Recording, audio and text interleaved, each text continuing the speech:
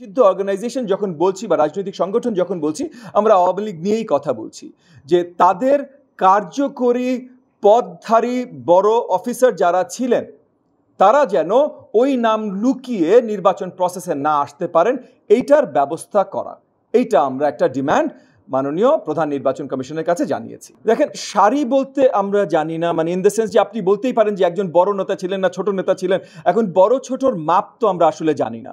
So আমরা যেটা বলেছি যে কার্যকারী অফিসিয়াল নির্বাচন কমিশনের কাছে দলের যে আপনার কেন্দ্রীয় কমিটির যে লিস্টগুলো থাকে জেলা লেভেলের উপজেলা লেভেলে, সেই কেন্দ্রীয় কমিটির কার্যকরী লিস্টধারী পজিশনে যারা ছিল তাদের সম্বন্ধে আমরা বলেছি। তাছাড়া কে বড় নেতা ছোট নেতা এটা হিসাব করার কোনো উপায় যেহেতু আমাদের কাছে নাই, এবং নির্বাচন কমিশন আইনের বাইরে কাজ করতে পারে না, সো নির্বাচন কমিশন আন্দাজে কাউকে নির্বাচন প্রসেস থেকে বার করতে পারে না।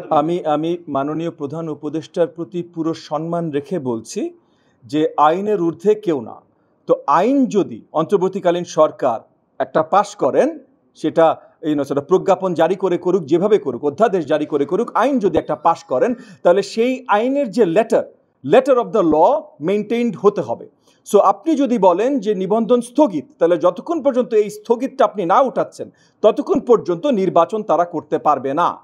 সো এইখানে আর এটা নিয়ে আলাদা আলোচনা করার কোনো প্রয়োজন নাই।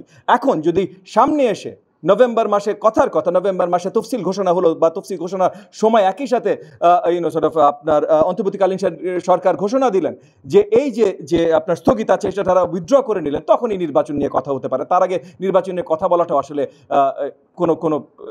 কোনো জায়গা নেই এই কথা। ও দাবিটা পরিষ্কার করেছে যে যারা বড় অফিস হোল্ডিং মেম্বাররা ছিলেন, মানে বড় নেতা, অফিস হোল্ডিং লিখিত আকারে অফিসিয়াল যে বড় নেতারা ছিলেন, তারা যেন দলের নাম লুকিয়ে আলাদাভাবে নির্বাচন প্রসেসে না আসতে না পারেন, স্বতন্ত্র হিসেবে বা অন্য কোনো দলের অংশ হয়ে না আসতে পারেন। জি, আমি পরিষ্কার করতে চাই যে 25 লাখ টাকা যে নির্ধারণ করা ছিল, এটা যেই সময় নির্ধারণ করা ছিল, ওই সময়ের ক্রয় ক্ষমতা, rate of inflation, number of voters per constituency, এগুলো তখন থেকে আজকে অনেক বদলেছে।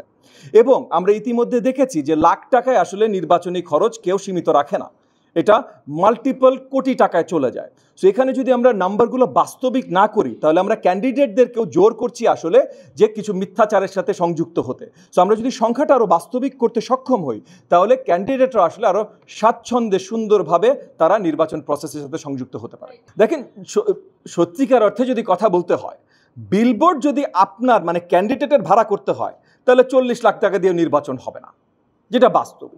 সো বিলবোর্ড, আমরা নির্বাচন কমিশনকেও আমরা আবেদন জানিয়েছি যে উনারা যেন, যদি বিলবোর্ড আসলে ওনারা সিস্টেমটা করতে চান, তাহলে উনারা দায়িত্ব নিয়ে ক্যান্ডিডেটদের জন্য বিলবোর্ডের ব্যবস্থা করেন।